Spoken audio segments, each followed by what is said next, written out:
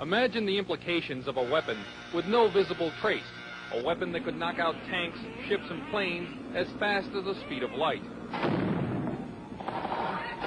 The same technology with modifications could disorient and even tranquilize military personnel, rendering them virtually helpless in the battle zone. These are the new weapons of war we will examine in this series.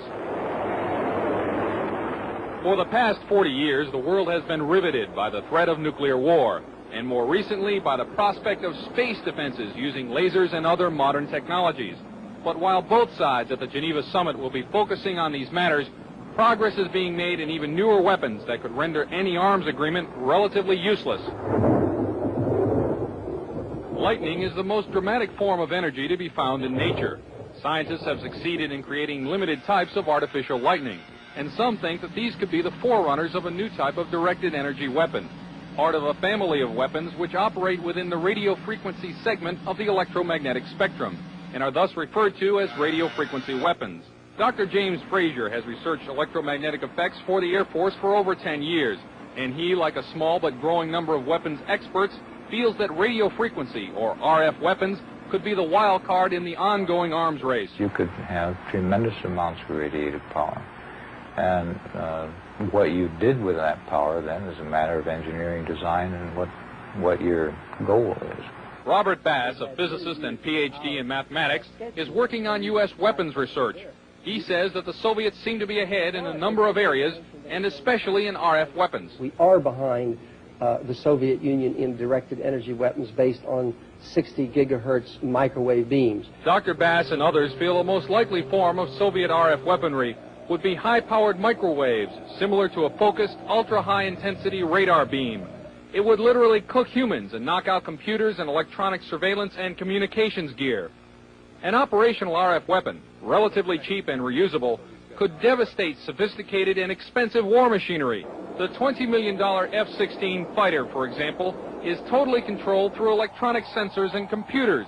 With no manual flight controls, the plane would literally fall out of the sky after being hit with a high-intensity pulse of microwave radiation. Scientists say that microwaves and other types of RF pulses operating at specific frequencies or windows can be transmitted with little or no loss of power.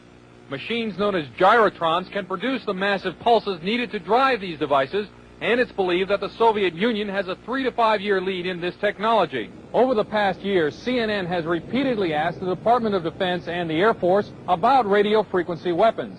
After much resistance, DoD finally said that the subject was too sensitive to discuss. In my next report, unexplained cloud-like phenomena which may be evidence of a Soviet breakthrough in RF technology. Chuck DeCaro, CNN Special Assignments.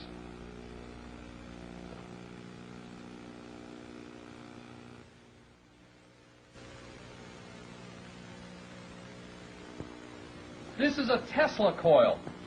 It was invented some 90 years ago, but now a growing number of experts in the United States feel that it may form the basis of a new generation of Soviet weapons.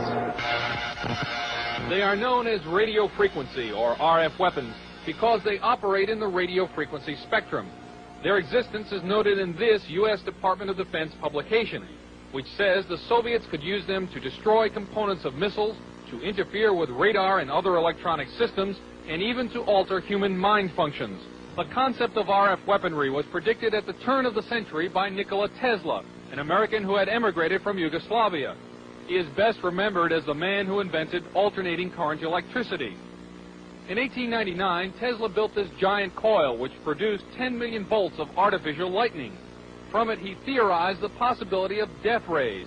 This and many other of his ideas about the physics of electricity were ridiculed by the scientific establishment. Pure science is not a sure thing. You can't predict what's going to work out and what's not going to work out. Robert Golka, a research scientist, built a replica of the Tesla coil about 80 years later. Golka was trying to produce a phenomenon known as ball lightning. He also used the Tesla coil to conduct testing for the U.S. Air Force. What I was doing was setting in maybe 5-foot-long models of advanced fighter aircraft, and we would want to try to find out which part of the airplane was more vulnerable to lightning strikes, whether it was a wingtip or the canard where the pilot sat. These experiments could also demonstrate the effect of the electromagnetic pulse of a nuclear blast, and Golka says the effect of RF weapons as well. Golka thinks that Tesla's theory that electromagnetic power could be transmitted through the Earth and its atmosphere without wires is a key element in the Soviet Union's work on RF weapons. Tesla's novel weapons theories were generally ignored in the United States. Nikola Tesla died in 1943, and after the Second World War, all his papers and effects were shipped to his native Yugoslavia, where they were enshrined in a museum. Some say that that museum proved to be a gold mine for Soviet weapons scientists. We haven't even formally, so far as I know, to ourselves admitted that these weapons exist in the hands of the Soviet Union. Weapons analyst Tom Bearden, a retired U.S. Army lieutenant colonel, is among a small group of scientists and engineers who believe that the Soviets have perfected Tesla's ideas and are developing radio frequency weapons on a scale unimagined in this country. There have been a series of tests of these kinds of weapons, apparently, for a number of years. For example, airliners from Iran, before the fall of the Shah, saw deep within the Soviet Union very large, glowing spherical balls of light, which started out small and then expanded to very large size, which are apparently these kinds of weapons for use in an anti-ballistic missile defense role. Bearden believes that these satellite photographs are of mysterious non-nuclear explosions near an uninhabited island in the East Siberian Sea.